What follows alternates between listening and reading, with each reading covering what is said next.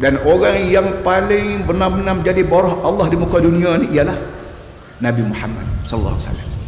Dia nabi, tapi dialah orang yang benar-benar menjadi borah, menjadi khuli Allah Taala. Apa saja yang Allah Taala suruh dia buat semua. Apa saja Allah Taala larang dia buat, dia tinggal semua. Kalau ada tersalah sikit tak betul, cepat-cepat Jibril mari tegur. Jibril mari tegur, minta betul Muhammad, hak betul yang begini. Hak ni tak benar Muhammad, betul yang begini.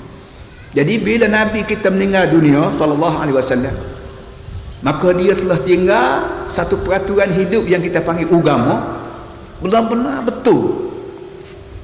Salah sikit Jibril mari tegur selalu.